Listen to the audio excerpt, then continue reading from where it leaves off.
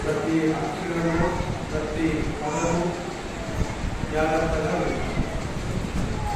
సరే, ప్రభువు ఈరోజు మనతో ఏం మాట్లాడాలనుకుంటున్నారో ఒకసారి కనిపెడదాం. దయచేసి గమనించండి. పాత నిబంధన కాలంలో నుంచి హగ్గై గ్రంథాన్ని క్లుప్తంగా మీ మధ్యలో ధ్యానిస్తాను. అధ్యాయం మాత్రమే ఉన్నాయి, అన్ని చదవలేదు. అక్కడక్కడ కొన్ని వచనాలు చదువుతాను. దయచేసి మీరు గమనించండి. ఈ గ్రంథం యొక్క మూల వాక్యము ఏమిటి అనే మాటలో ముందరగా నేను చదువుతాను. చూడండి, ఇలానే అర్థం చేయండి. దయచేసి హగ్గై రాసిన గ్రంథము లేదా హగ్గై రాసినటువంటి పుస్తకము లేదంటే ప్రవచనాలు 775వ పేజీలో ఉంటుంది. పాత నిబంధనలో 2వ అధ్యాయము 15వ వచనం. ఈ రాతి మీద రాయి నుంచి యెహోవా మందిరము కట్టన ఆరంభించినది మొదలుకొని ఆ వెనుక మీకు సంభవించిన దానిని ఆలోచించుకోండి. ఈ యొక్క గ్రంథం యొక్క మూల వాక్యము ఆలోచించుకోండి. దేవుని వాక్యం ఏం చెప్తుంది ఈరోజు? ఏం ఆలోచించాలి? వేటి గురించి ఆలోచించాలి?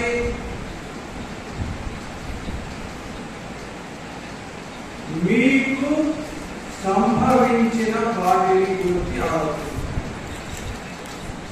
వీటి గురించి ఆలోచించాలా?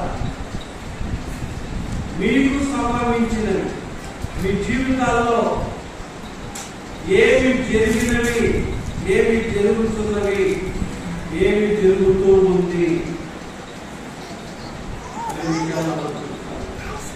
ఇంకొక మాట మొదటి అధ్యాయంలో చూడండి. ప్రయత్నించండి.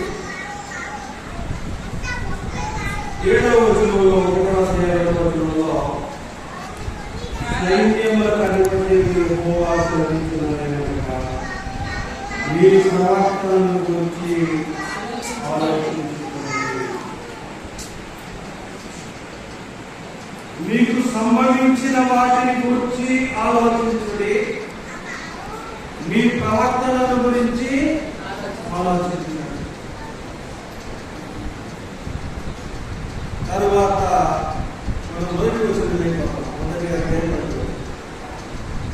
రాజైన దర్యావేషు ఏలుబడి 2వ సంవత్సరము 6వ నెల మొదటి దినమున ప్రవక్తయగు హగ్గై ద్వారా యూదా దేశం మీద అధికారియు షేల్తీయేలు కుమారుడైన జెరుబ్బాబెలును ప్రధాన యాజకులను యెహోజాదాకు కుమారుడైన యెహోషువకును యెహోవా వాక్కు ప్రత్యక్షమై ఆలోచించారు. ఇక్కడ ఒక కాలం సూచించబడతా ఉంది. ఈ గ్రంథము రాయబడినటువంటి కాలము క్రీస్తు పూర్వం 532 ప్రజలకైనా ఈ కాలంలో ఉన్న దేవుని ప్రజలకైనా ఈ యొక్క పాఠము వర్తించేదిగా ఉంటుంది. ఈ గ్రంథమే కాదు, బైబిల్లో ఉన్న ప్రతి లేఖనము అలా వర్తించేదిగా ఉంటుంది. అయితే ఇంతకు ముందున్నటువంటి పరిస్థితులు ఈ సంగతులు సంభవించినప్పుడు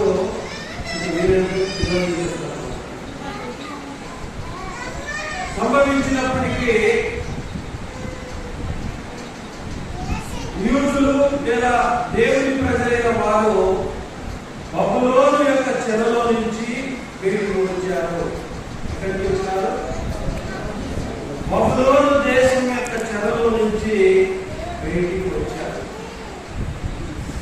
మనం చదువుకున్న లేఖనంలో దర్యావేషు కాలమునందు అని రాయబడి ఉంది. పారసీకపు రాజైన దర్యావేషు కాలంలో. ఈ సంఘటన ఎప్పటి? పారసీకపు రాజైన దర్యావేషు కాలం. బైబిల్లో ఎంతమంది దర్యావేషులు ఉన్నారు? సరేనా?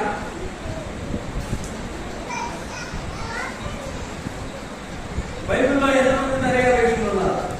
ఇద్దరు ఉన్నారు. ఒకడు ఒకసారి ఈ దర్యావేషుల గురించి మాట్లాడుకునే ముందు కొంచెం ముందరికి లేదంటే వెనక్కి వెళ్ళి చూస్తే గమనించండి. కల్దీయులకు లేదంటే యెరూషలేములో ఉన్న మందిరాన్ని పాడు చేసి ప్రజలను బానిసగా తీసుకుపోయేటువంటి రాజు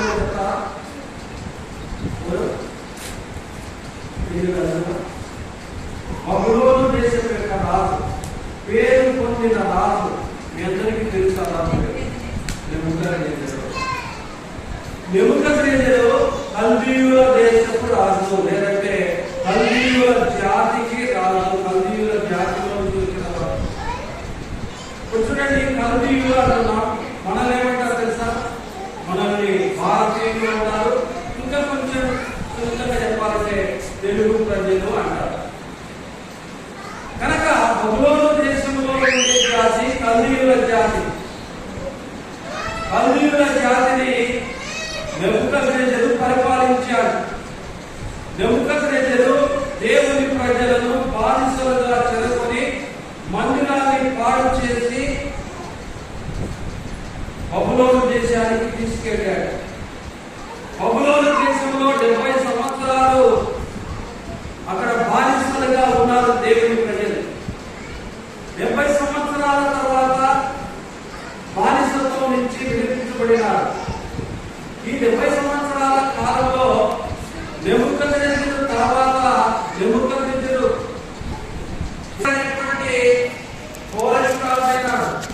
తర్వాత పారసీకుడైనటువంటి దర్యావేషుడైనాడు. ఆ తర్వాత పారసీకుడైన అనేటువంటి రాజులు పరిపాలించారు. బబులోను దేశాల నుంచి మనం ఎందుకు మాట్లాడుకుంటున్నామంటే, దేవుని ప్రజలు బబులోను దేశంలో ఉండిన వారు బానిసలుగా. ఇప్పుడు వారు బబులోను దేశం నుంచి విడిపించబడి తమ స్వదేశానికి వచ్చినారు. వీరు కోరషు రాజు యొక్క పరిపాలన కాలంలో మొదటి సంవత్సరంలో యెరూషలేముకు వచ్చినారు. మీరు ఎందుకు వచ్చినారు? మీరు ఎందుకు వచ్చినారు? మీరు ఎందుకు వచ్చినారంటే, కోరషు రాజు యొక్క ఆజ్ఞ ప్రకారం యెరూషలేముకు వచ్చి దేవుని మందిరాన్ని కట్టడానికి వారు వచ్చినారు. కానీ ఇక్కడ జరుగుతున్న పరిస్థితులు వేరుగా ఉన్నాయి. దేవుని మందిరాన్ని కట్టడానికి వచ్చినటువంటి మరి ప్రజలు వారి ప్రవర్తన భిన్నంగా ఉంది. మందిరము అనే మాట మనం గమనిస్తే విశేషండి, మొట్టమొదట మోషే గుడారాన్ని నిలిపినాడు. మోషే అరణ్యంలో గుడారాన్ని నిర్మించాడు. ఈ గుడారము 420 సంవత్సరములు దేవుని మందసము గుడారంలో ఉండేది. ఎన్ని సంవత్సరాలు? 480 సంవత్సరాలు గుడారంలో ఉంది. అయితే దావీదు ఏం చేశాడంటే, నేను దేవదారు పాలనతో నిర్మించబడిన నగరంలో నివసిస్తూ ఉండగా దేవుని మందసము నేరాల మధ్యలో ఉన్న న్యాయమా, ఇది సమంజసమా అని చెప్పి ఆలోచించి దేవునికి ఒక మందిరం కట్టించాలని అనుకున్నాడు. మందిరం కట్టించాలనుకున్నప్పుడు దేవుడు ఏం చెప్పాడు? నీవు మందిరము కట్టకూడదు చెప్పాడు. చెప్పినాడు. చెప్పినప్పుడు అతని కుమారైన సొలొమోను ద్వారా మందిరం కట్టబడింది. ఎన్ని సంవత్సరాలు కట్టబడింది? ఏ బాబు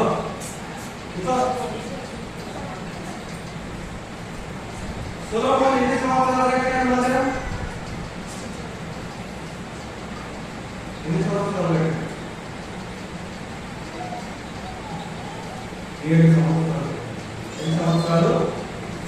7 సంవత్సరాలు కట్టాడు. కాన్ఫరెన్స్ భయపడతారు, మీకు దేవుడు భయపడట్లేదు.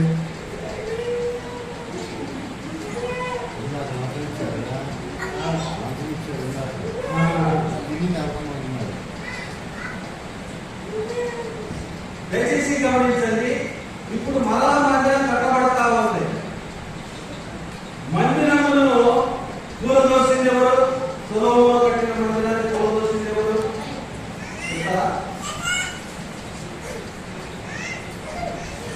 సొలొమోను కట్టిన మందిరాన్ని కూలదోసింది ఎవరు?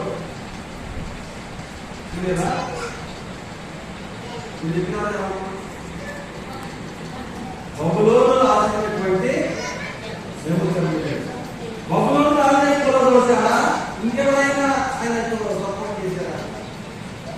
అంటే ఒక మాట చెప్పాలంటే దేవుడే ఈ మందిరాన్ని కూలదోయడానికి బబులోను రాజుకు అనుమతించాడు. ఇవన్నీ లేఖనాలు ఉన్నాయి. ఇప్పుడు తిరిగి మందిరాన్ని కట్టాలంటున్నాడు. ఎవరు కట్టాలి? ఒక రాజు చేత కూలదోయించాడు, ఒక రాజు చేత మందిరాన్ని కట్టిస్తూ ఉన్నాడు. ఆ రాజే కోరుతున్నాడు. మందిరాన్ని కట్టడానికి మరి ఈ అంటే కోరేశ్వర రాజు ద్వారా ఆజ్ఞాపించబడినటువంటి మందిరాన్ని కట్టడానికి 46 సంవత్సరాలు పట్టింది. ఎన్ని సంవత్సరాలు పట్టింది?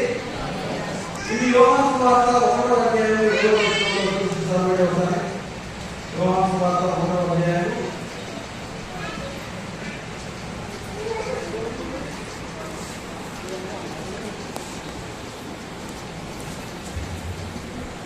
1. యోహాను సువార్త 1.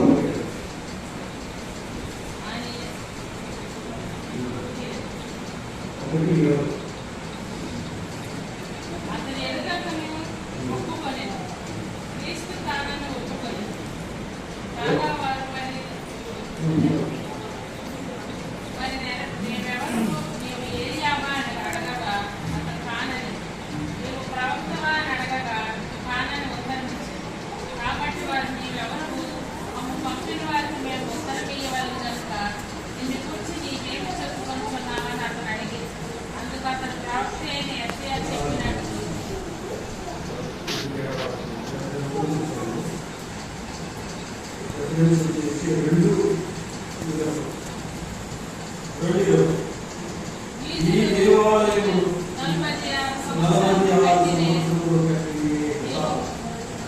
46 సంవత్సరాలు కట్టారు. ఎవరు కట్టారు? కోరేశ్వర రాజు ద్వారా ఆజ్ఞాపించబడి. నేను మందిరాలు లెక్క ఒకసారి జ్ఞాపకం పెట్టుకోండి.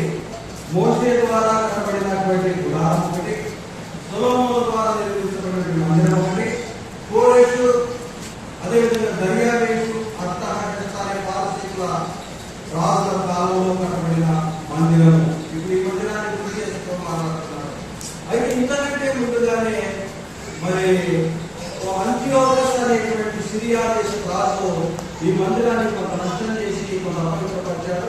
తర్వాత ఏ రోజు ఆ మందిరాన్ని తిరిగి రిపేర్ చేసి రీమోడల్ చేస్తారు.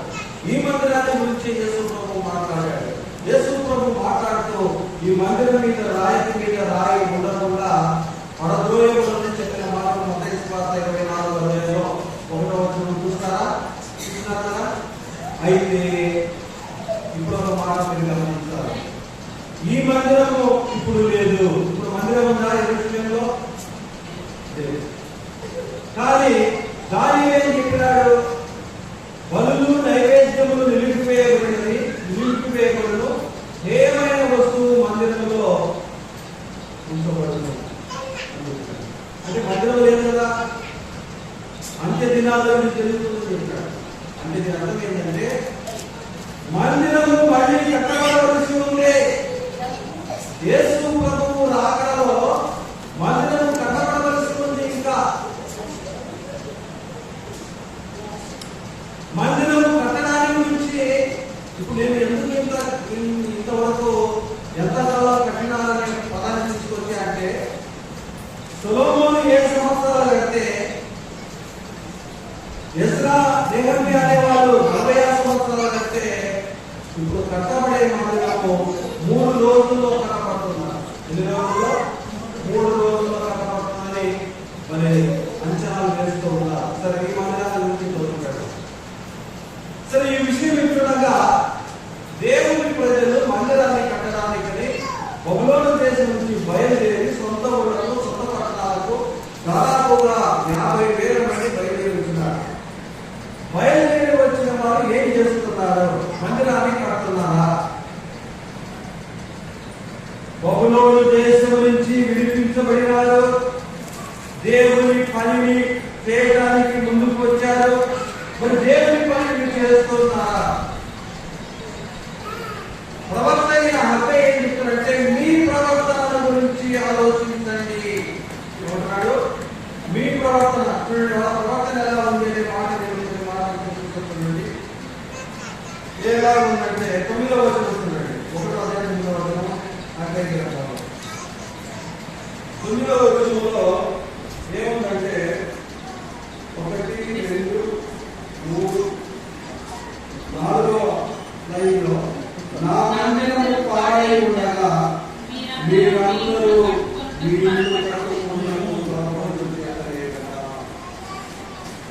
మందిరం ఎట్లా ఉంది?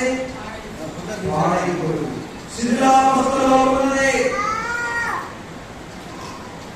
కానీ ప్రజలు దేవుని మందిరము కడతామని వచ్చిన ప్రజలు ఏమైనారు? తమ సొంత ఇల్లు కట్టుకోవడానికి ఆసక్తి చూపుతున్నారు. దేవుని మందిరం మీద వారికి ఆసక్తి లేదు, దేవుని పని మీద వారికి ఆసక్తి లేదు.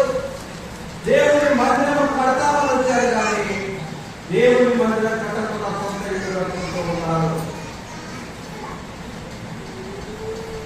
సొంత ఇల్లు కట్టుకోవడం తప్పు కాకపోవచ్చు, కానీ దేవుని కంటే అధిక ప్రాధాన్యత మరి సొంతానికి స్వప్రయోజనానికి ఇవ్వడం తప్పవుతుంది.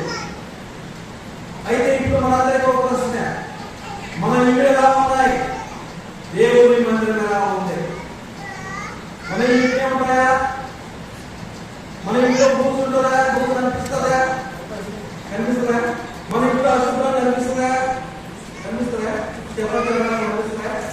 ఎవరో చీలు చూస్తే ఎంత బాగున్నామో, ఎంత శుభ్రంగా ఉన్నామో ఎంతో శ్రద్ధ కలిగి పని చేస్తున్నాం. కానీ దేవుని మందిరం ఎలాగైనా ఉండవచ్చు. దేవుని మందిరం అంటే అక్షరార్థంగా ఈ మందిరం మాత్రమే కాదు, దేవుని సంఘము. ఈ కాలంలో దేవుని మందిరం అంటే జీవము గల దేవుని సంఘము అని అర్థం. కాబట్టి దేవుని మందిరము లేదా దేవుని సంఘంలో మన ఇంటిలో లేదంటే మన విషయాల్లో మనం ఎంతో ఆసక్తి చూపుతున్నాం. మన అవసరాలకు లేదంటే మన సొంత కార్యాలకు మనం ఎంతో సమయాన్ని ఇస్తూ ఉన్నాం. జనాలలో కాన్ఫరెన్స్ పెట్టి మాత్రము మనకు సమయం దొరకడానికి మన ఆసక్తి మన బంధువుల పెళ్లిల మీద ఉంది, మన ఆసక్తి మన ఉద్యోగాల మీద ఉంది, మన ఆసక్తి మన ఇంటి అవసరాల మీద ఉంది. కానీ దేవుని పని మీద ఆసక్తి లేదు. ఎవరికి? వాళ్లకు, మనకు కూడా. మనదేమో పక్క పెట్టుకోవచ్చా? ఏం పక్క పెట్టుకోవద్దు. మనలో ప్రతి ఒక్కరికి కూడా మన స్వార్థానికి మన కొరకు ఎక్కడైనా పని చేసుకుంటాం, దేవుని కొరకు మనం ఏదైనా చేస్తున్నామా అని మనం ఆలోచించాల్సి ఉంది. కాబట్టి దేవుడు వీళ్ళను అడుగుతున్న ప్రశ్న ఏంటంటే, మీ ప్రవర్తన ఆలోచించుకోండి. ఎవరి ప్రవర్తన? దేవుని ప్రజల ప్రవర్తన. ఎవరి ప్రవర్తన? నా ప్రవర్తన. ఎవరి ప్రవర్తన? నీ ప్రవర్తన. మనందరి ప్రవర్తన గురించి ఎవరు ఆలోచించుకోవాలి? ఎవరు ఆలోచించాలి? నేను నిన్ను విమర్శించడం కాదు, నువ్వు నన్ను విమర్శించడం కాదు. ఎవరి మట్టుకు వాళ్ళు ఆలోచించుకోవాలి. మనం దేవుని పనికి ఎంత వివరిస్తున్నా, దేవుని కార్యాలకి వివరిస్తున్నా. మరి దేవుని దాసులు వచ్చారు, మీటింగ్ ఆరంభమైందంటే మనం ఇంటి దగ్గర ఎంత సమయం పెట్టుకోవాలి? దేవుని సన్నిధిలో గడపడానికి మనకు ఎంత ఆసక్తి ఉంది ఒకసారి ఆలోచించాలి. కాబట్టి దేవుడు ఈ విషయాన్ని ఆలోచిస్తూ ఉన్నాడు. మీ ప్రవర్తన బాగాలేదుకుంటున్నాడు అంటే మీరు దొంగతనం చేశారో మోసం చేశారో కాదు, మీకు ఆసక్తి లేదు, మీరు ఆసక్తిలో పొందలై ఉంటారు. దేవుడు ఎంత సున్నితంగా విషయాన్ని ఆలోచిస్తున్నాడు. తన ఎడల వారికి ఎంత ఆసక్తి ఉంది, మనకి ఎంత ఆసక్తి ఉంది దేవుని ఎడలని ఆయన ఆలోచిస్తూ ఉంటారు. కనుక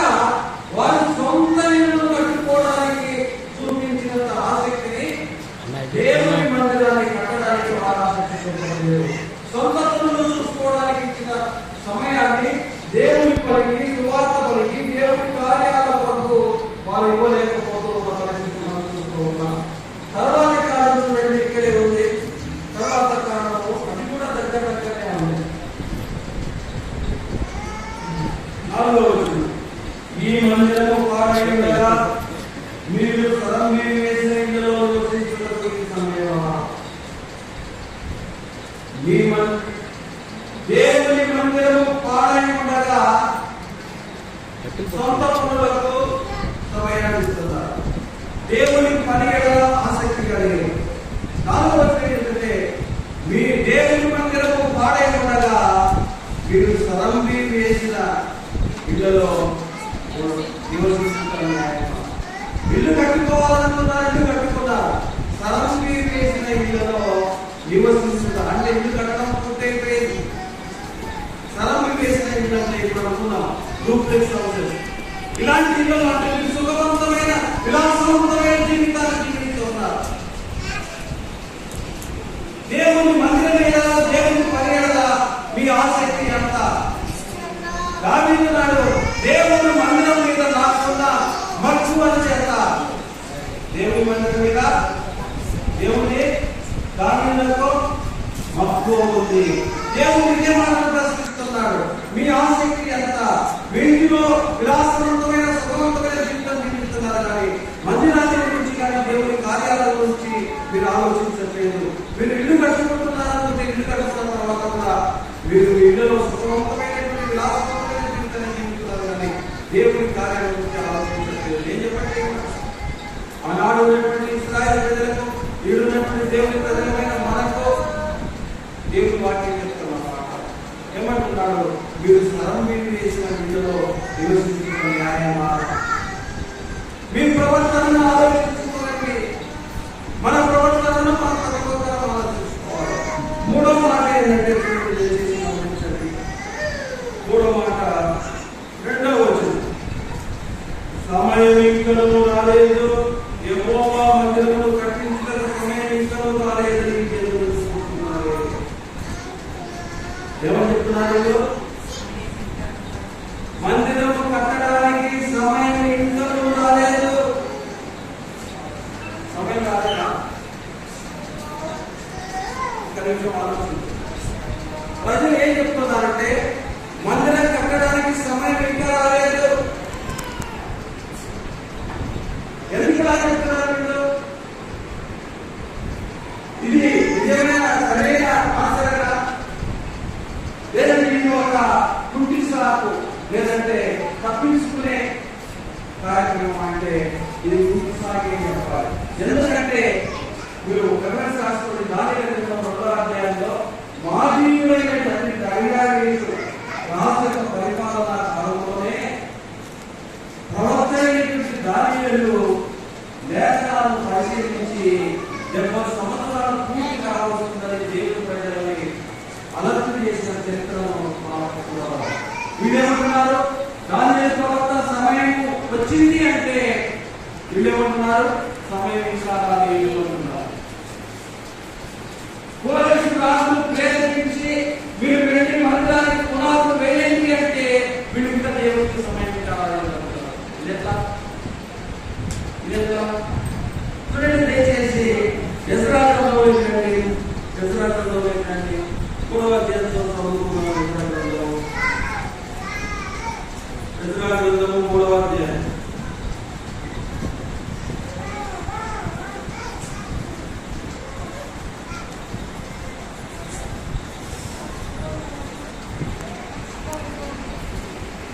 ఎజ్రా గ్రంథము 3వ అధ్యాయము 11వ వచనం. 1 2 3 4 లైన్లో యెహోవా మందిరం యొక్క పునాది వేయబడుట చూసి జనులందరూ గొప్ప శబ్దంతో యెహోవాకు స్తోత్రం చేసిరి. మందిరానికి పునాదిగా వేయబడింది కానీ ఏమంటున్నారు? సమయం ఇంకా రాలేదు అంటారు. ఎందుకు కాదంటున్నారు? మందిరం కట్టడానికి ఇంకా సమయం కాలేదు అంటున్నారు. ఎందుకు అంటున్నారంటే దయచేసి గమనించండి. 4వ వచనంలో దేశపు జనులు యూదా వంశస్థులను ఇబ్బంది కలగజేసి కట్టుచున్న వారిని బాధించిరి. మరియు పారసీకము రాజైన కోరెషు యొక్క దినములన్నిటిలోనూ పారసీక రాజైన దర్యావేషు యొక్క పరిపాలన కాలం వరకు వారి ఉద్దేశమును భంగపరచడానికి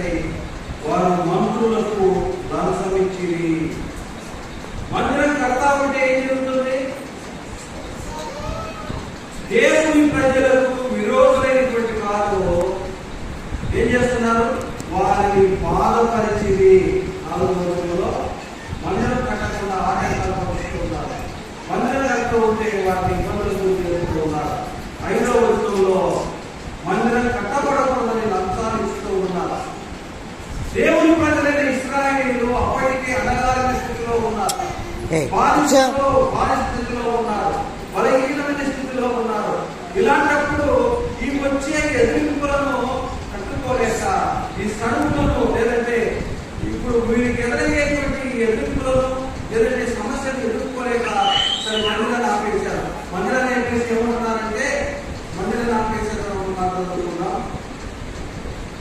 24 వచ్చిన 4:24 వచ్చిన 23 వచ్చిన 1, 2, 3, 4 యెరూషలేములో యూదుల వద్దకు వచ్చి బలవంతము చేస్తాను అధికారము చేతను వారు పని ఆపునట్టు చేయక యెరూషలేములో దేవుని మందిరము పని నిలిచిపోయాను. దేవుని పని ఏమైంది? మందిరానికి పునాదులు వేశారు, మందిరాన్ని కట్టడానికి ప్రయత్నించారు, మందిరాన్ని కట్టకుండా బాధలు వచ్చినాయి శత్రువుల వల్ల.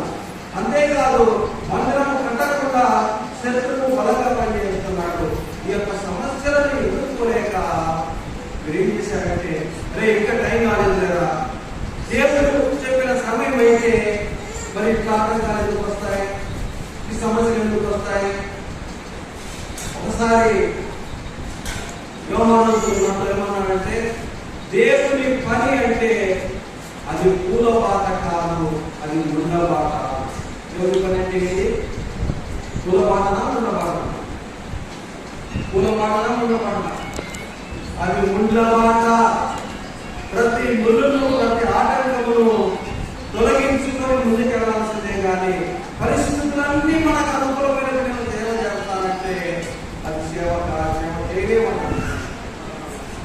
పరిస్థితులన్నీ అనుకూలపడిన తర్వాత నేను దేవుని పైన 4 పూట ఇప్పుడు కాదులే మన అమ్మాయికి పెళ్ళేదులే అప్పుడు తర్వాత ఇక దేవుని మందిరంలో ఉందంటే అప్పుడు దేవుడి ప్రజలు ఇట్లా రకరకాలు అనుకుంటాం.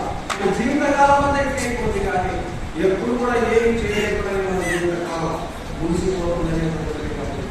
కాబట్టి ఈ విధంగా పరిస్థితులను బట్టి వచ్చే ఆటంకాలను బట్టి వారు ఏమంటున్నారంటే దేవుని మందిరము నిర్మాణానికి ఇంకా సమయం రాలేదు, ఇది సాగే నిజమైన కారణాలు. అయితే దేవుడు ఏమంటున్నాడంటే చూడండి, మనం చదువుతున్నటువంటి అదే గ్రంథాన్ని కానీ 775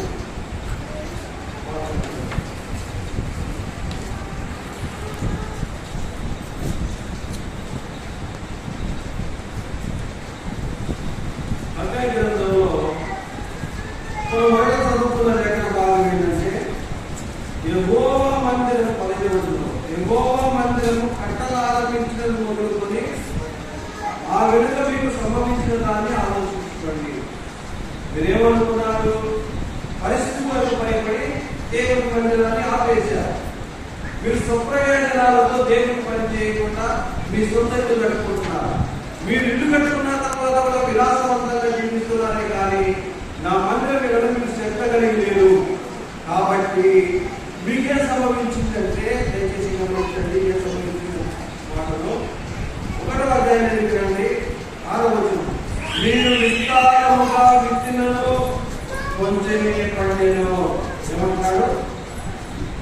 విస్తారముగా విత్తినను కొంచెమే పండెను. 100 ఎకరాలు విత్తనం వేస్తే 10 ఎకరాల పంట రావట్లేదు. ఎందుకు రావట్లేదు? ఎందుకు అభివృద్ధి కలగట్లేదు? 6వ చూడండి. మీరు భోజనము చేయించున్నను ఆకలి తీరక ఉన్నది, పానము చేయించున్నను దానము తీరక ఉన్నది, బట్టలు కప్పుకొచ్చున్నను కలి ఆడుతున్నది. మరి వారు కష్టపడి జీతము సంపాదించుకున్నారు, జీతము చిరిగిపోయిన సంచిలో తీసినట్టుగా ఉన్నది. ఏం సంభవించింది? ఇది దేవుడే అనుమతించాడు. మీరు విస్తారంగా వింటున్నారు కానీ పంట రావడం లేదు, తింటున్నారు ఆకలి తీరడం లేదు,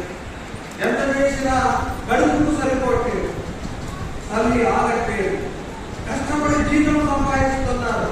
కానీ ఆ డబ్బులు చిరిగిపోయిన సంచిలో వేసినట్టుగా ఉన్నాయి. చిరిగిపోయిన సంచి వేస్తే అవన్నీ మరి కాలిపోతాయి.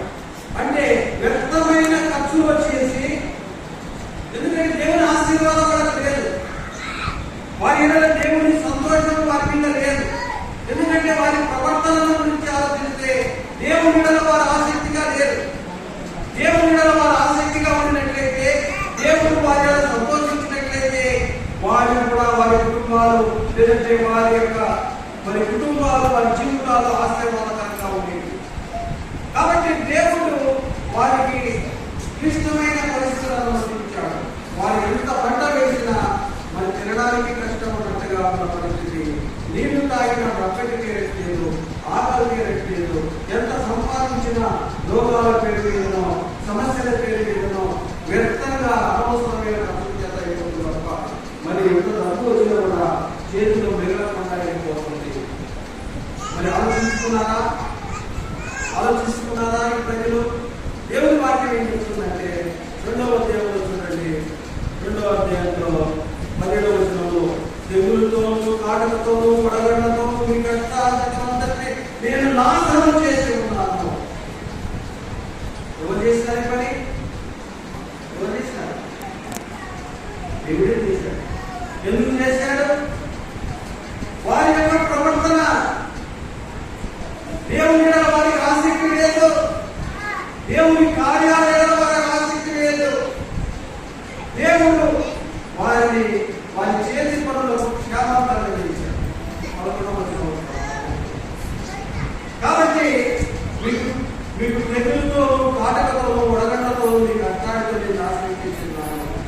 అయితే ఇగో మాట్లాడి ఆయనను మీలో ఒకడు తిరిగి నా వద్దకు రాలేదు. దేవుడు ఈ విధమైన పరిస్థితి ఇచ్చినప్పటికీ ఎందుకు మన జీవితంలో ఇలా జరుగుతున్నాయి? మనం చేసిన కష్టం ఎందుకు మన చేతికి రావట్లేదు? మనం ఎంతో విస్తారంగా పంట వేసినా, మనం ఎంత కష్టపడినా మనం దేవుని యొక్క ఆశీర్వాదం ఎందుకు లేకుండా పోయిందని ఎవరైనా ఆలోచిస్తున్నారా? ఆయనను మీలో ఒకడు తిరిగి రాలేదు. అంటే దేవుని వద్దకు వచ్చి, దేవా మా జీవితాల్లో ఎందుకు జరుగుతుంది కాదని ఆలోచించేవాళ్ళు లేరు. కాబట్టి మన జీవితాల్లో సంభవిస్తున్నది ఇది. ఈరోజు మన జీవితాల్లో ఏం సంభవిస్తుందో పరీక్షించుకోవాలి. ఎందుకు సంభవిస్తుందో పరీక్షించుకోవాలి. మీరు మందిరము కట్టలు ఆరంభించిన నాటి నుంచి మీ జీవితాల్లో ఏం సంభవిస్తుంది? ఎందుకు సంభవిస్తుంది? మీ కష్టార్థం ఎందుకు మిగలకుంటుంది? ఎందుకు రోగాలు, ఎందుకు బాధలు, ఎందుకు పోరాటాలు, ఎందుకు సమస్యలు? మీరు దేవుని హృదయాన్ని సంతోషపెట్టుకోవడమే కదా, మీరు దేవుని సంతోషపెట్టుకోవడం వల్లనే కదా, దేవుని పరిణామం మీద ఆసక్తి కలిగి వల్లే కదా, మీరు మీ సొంత పనులలో ఆసక్తి కలిగి ఉండడం వల్లే కదా, మీరు సుఖవంతమైన విలాసవంతమైన జీవితం జీవిస్తూ దేవుని కార్యాలయంగా నిర్లక్ష్యంగా ఉండడం వల్లనే కదా, దేవుని మందిర నిర్మాణానికి ఇంత సమయం ఆలోచన పెట్టడం వల్లే కదా అని దేవుడే అబ్బాయి ద్వారా మన ప్రజలకు. అయితే దేవుడు ఏం కోరుకుంటున్నాడంటే 1వ అధ్యాయంలో 1వ అధ్యాయం 8వ వచనం,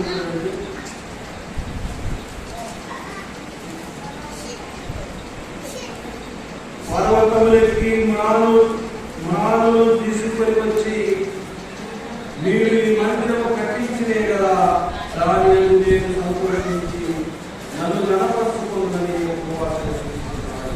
తర్వాత ఈ లేఖనంలో 2వ అధ్యాయం లేఖనంలో 9వ వచనంలో చివరి మాట, ఇది మొదలుకొని నేను మిమ్మల్ని ఆశీర్వదించేదను. ఏం చేయాలి? పర్వతములు ఎక్కి మానవులను తీసుకొని వచ్చి దేవుని మందిరాన్ని కట్టాలి. దేవుని యొక్క వాక్యాన్ని మన ఇరుగు వారికి, పొరుగు వారికి, లేదంటే దేవుని యొక్క కరపత్రికలను, వాక్యాల యొక్క పత్రికలను తీసుకొని ఇంటింటికి పంచాలి.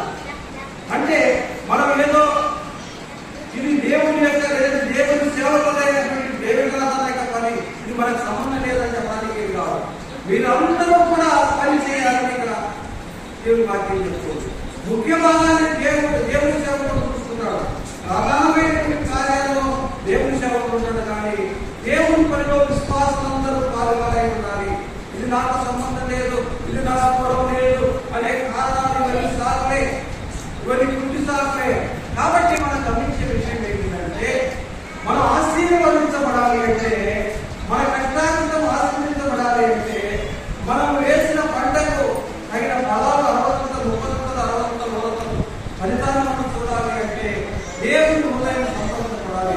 దేవుని హృదయం సంతోషపడాలంటే దేవుని కార్యాలయంలో మనం ఆసక్తి కలిగి ఉండాలి అని చెప్పేసి హెచ్చరిస్తున్నారు. అయితే సంతోషకరమైన విషయం ఏంటంటే, దేవుని ప్రజలైనటువంటి ఆలోచనలు దేవుని జెరుబ్బాబెలు మరి ప్రధాన యాజకులైన యెహోషువ అప్పుడున్న ప్రజలు ఈ మాటలను స్పందించారు. ఏం చేస్తున్నారు? ఈ మాటలను స్పందించి చూడండి 12వ వచనంలో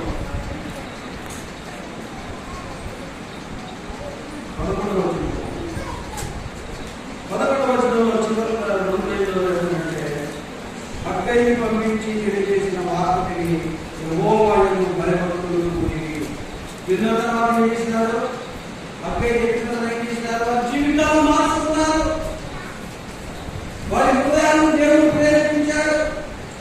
మీరు శత్రువులకు భయపడకండి, మిమ్మల్ని ఆదాయపరిచే వారికి భయపడకండి, నేను మీకు నేను మీకు తోడై ఉన్నాను, నా ఆత్మ మీ మధ్యలో ఉన్నది అని చెప్పేసి వారిని దేవుని పని చేయడానికి ప్రోత్సహించాడు.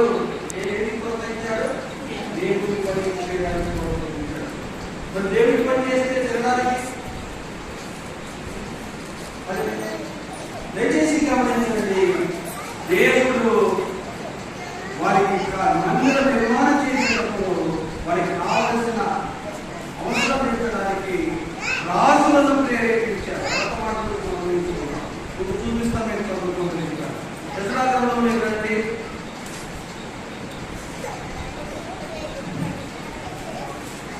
దశరాగ్రంథము 6వ అధ్యాయం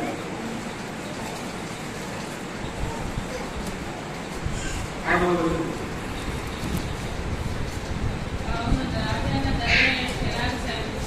రాజైన దర్యావేషు ఇలా సెలవిచ్చాడు.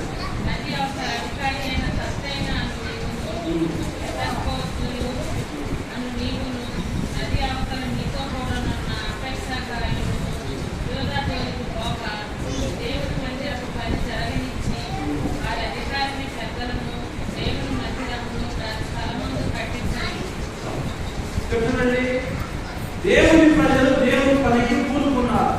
పరిస్థితులు అయితే బాగలేవు, కానీ దేవుడు ఏం చేస్తున్నాడు?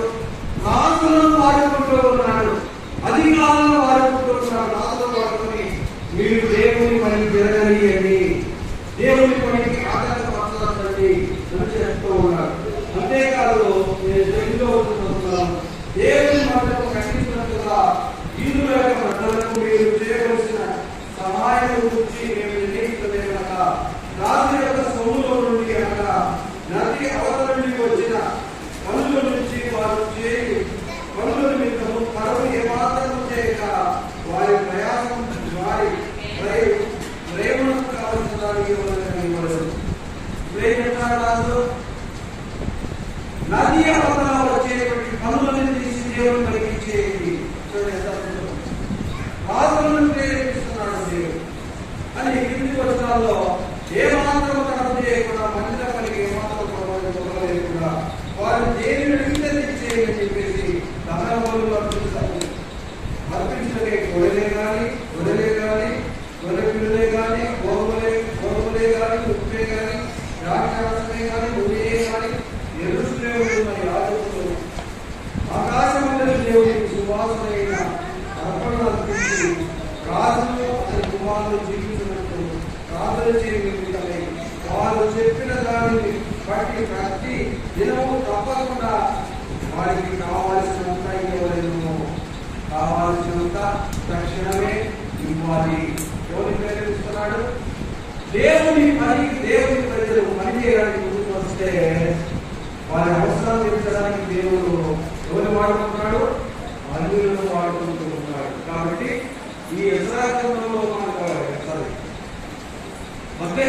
మనకు గమనించింది ఏంటంటే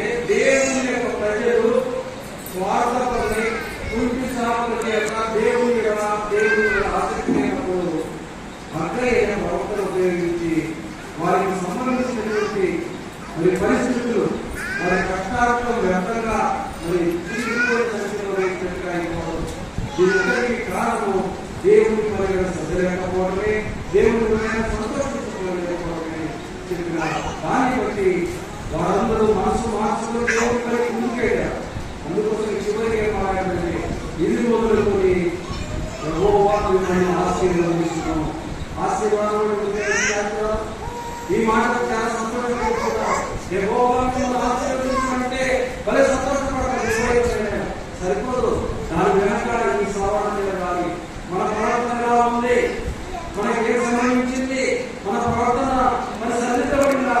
మన ప్రవర్తన సరిదిద్దబడితే అప్పుడు మీకు ఆశీర్వాదం వస్తుంది తప్ప ప్రవర్తన సరిదిద్దబడకుండా ఆశీర్వాదము వస్తుందా?